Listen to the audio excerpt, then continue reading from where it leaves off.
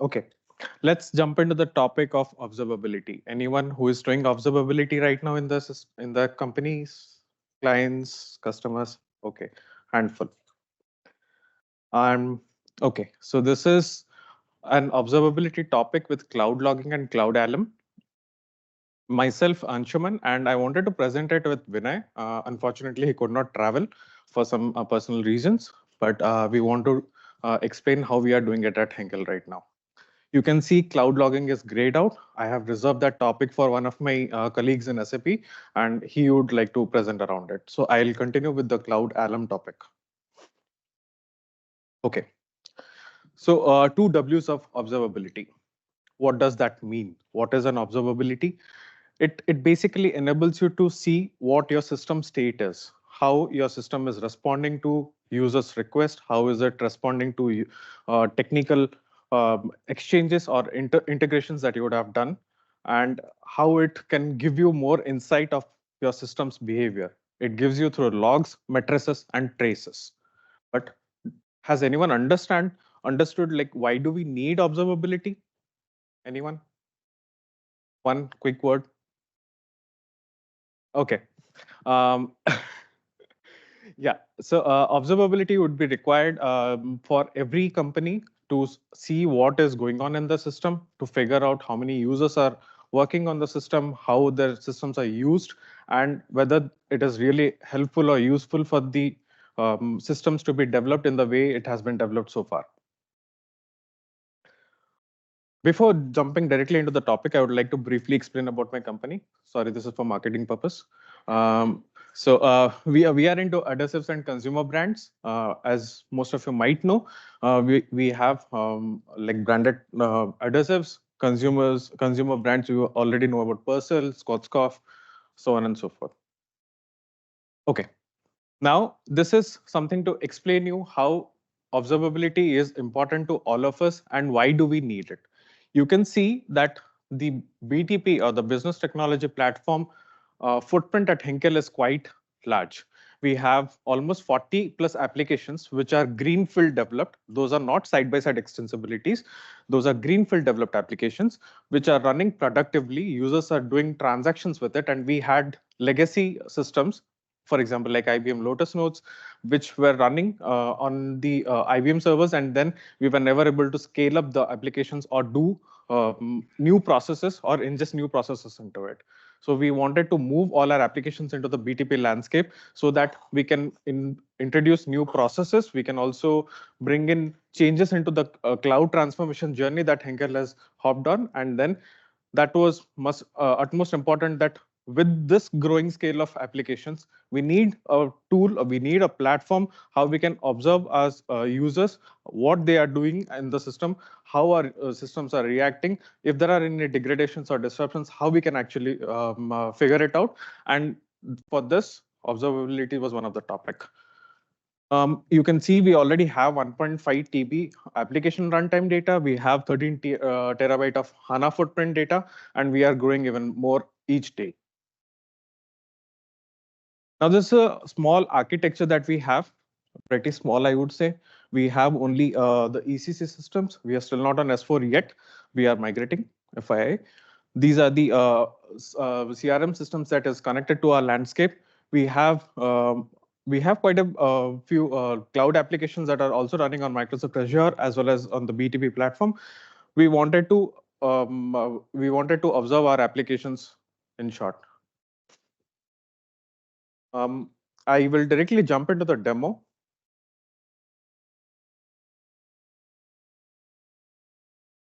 So I want to show you two applications. Applications don't have any data. Okay, oh, it's not sharing.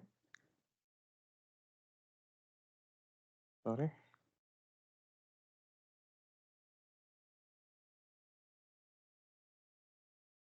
I'm not able to.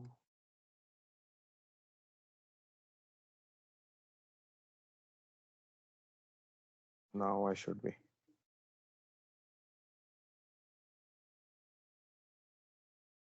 Yeah. So we have two applications. These are simple applications. I have not done anything extra rocket science in it. These are applications without any data in it. So if I go into any application, you will see that, okay, there is nothing to display over here. And for observability, we don't need application data. We need to see how we can instrument or how we can ingest OpenTelemetry data into Cloud ALM. So this is an application that we have. We have another application which is showing sales orders, but again, this doesn't have any data. I will directly go into the topic, what we have actually done. So in order to ingest the data from our cloud or CAP-based application, you would have also known that there is a plugin which is available, CAP.js OpenTelemetry, but we cannot use that data to send front-end statistics to the backend, or we cannot ingest those data, the OpenTelemetry data that is collected by the plugin, into Cloud ALM. So for that, we had to do a custom implementation for our applications, and this is how we have done it. In order to start with, we have to start including the packages, that is Exotel agent X, which is basically a OpenTelemetry agent library. This is not available in npm in the npm registry. It is only available through RBSs for Node.js applications. For CAP-based applications, SAP is already giving it in the build packs. Same, we have to do it for the FESR, the front-end statistics records, which we have to instrument the data from the UI5 that is collected, and that has to go into the ALM. Now, in order to start with, so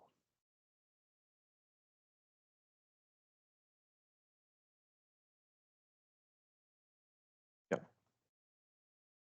So first, we have to include the libraries in our package.json so that it understands, the application understands that we have to start ingesting the data into Cloud ALM. After putting it in the package libraries, whenever we are building it, the libraries are fetched from these repositories. But in order to fetch from these repositories, you need certain steps. You need to set up your authorization token in the npm rc file, because if you need an authorization key. As I mentioned, it is coming from the RBSC channels, and we need to include those in the pipeline as well. Uh, we have not got the data, or we are not putting the authorization code in the package.json, because it can be distributed to all the developers, and we wanted to bind it in a file and then put it into the pipeline variable so that we can get the data directly. We can get the authorization token from the runtime.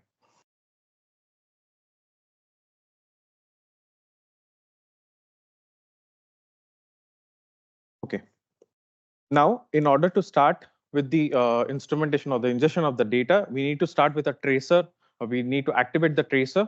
So with the CDS servers, we register the FESR endpoint to which we would be ingesting our data.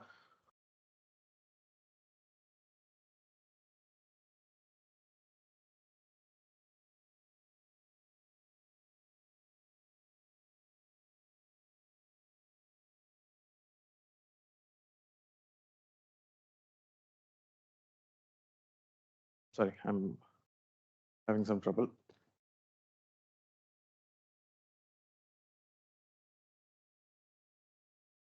Yes. So if you go back into your application and try to perform any kind of activities here, as I explained, through the FESR libraries that we have registered, we will be able to ingest the data, and this data is directly put into the real user monitoring dashboard. So here we will be able to collect all the information. If the user clicks on a particular button, tries to access any particular application, then we will be able to see how many users are acting on it, what is the error message that is coming out of the application, or if there is any information that we should be seeing it. It is visible through all this setup.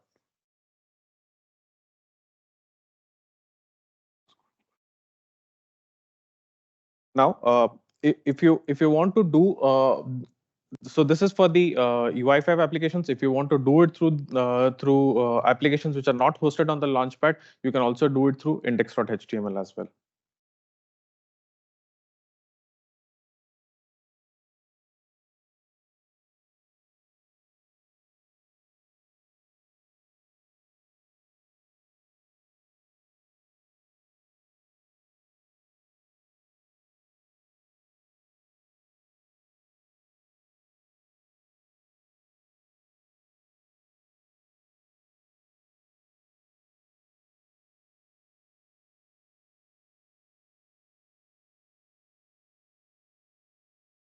It was a short topic. Thank you.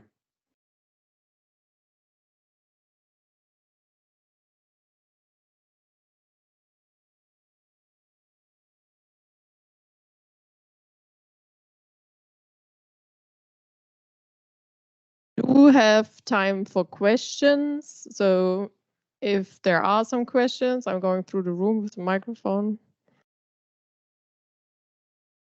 They're in the back. 3.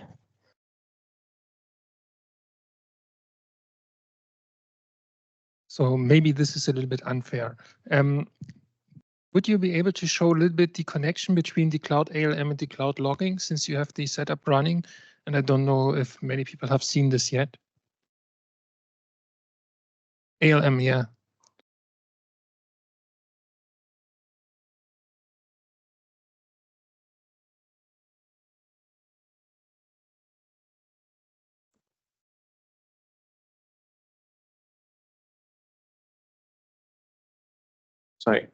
Sorry. I don't have a setup right now to show between cloud logging and cloud ALM, but I can show you how we are instrumenting the data from the applications to the cloud logging to the cloud ALM. So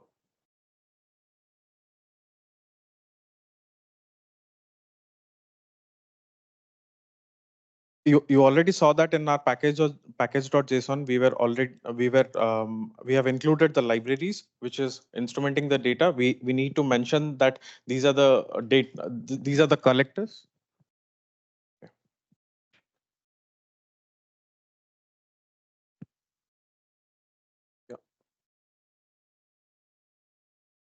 So these are the libraries, standard libraries, which we are already including in the package.json, and this will instrument the data that is collected from the front end to the back end. But in order to ingest the data into Cloud ALM, we have to do a setup with our destinations. So this destination is always listening to the endpoint, to the FESR endpoint that we have registered in our XSApp JSON. So if you go back into our XSApp JSON, we have registered an FESR endpoint for our UI-based applications. And now these data that we are showing here, or what we are collecting here from the front end, will be ingested directly with the help of the data collector. And it needs to exactly match the destination name, because the Cloud ALM is directly connected with the data collector that is pasted here.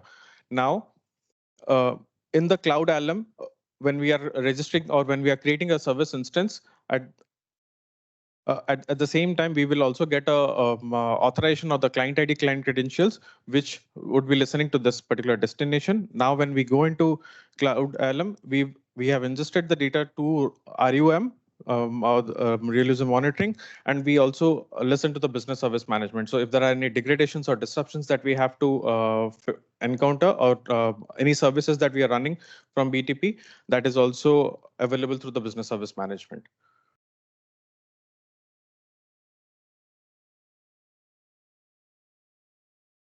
A question? Thanks for the session. It might be a little bit out of scope for the session that you just gave us, but I have a general Cloud ALM question. It's with regards to GCTS. Should we use GCTS on Cloud ALM or not? Like I said, it might be out of scope. At least we have not gone to a extent of using GCTS for it. We are still running with our DevOps kit. Oh, okay. Yeah, thanks.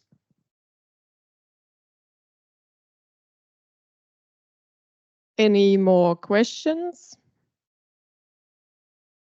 No? Just to end with, we will also be available in the ALM summits, where we have much more detailed explanation about how we have done it. This was a brief explanation of how your CAP data or CAP applications can instrument OpenTelemetry data, and the deep explanations will be covered up in the ALM summits. So we have one in India and one in Mannheim. I request you to attend it. Thank you. Then thank you very much, Anshuman.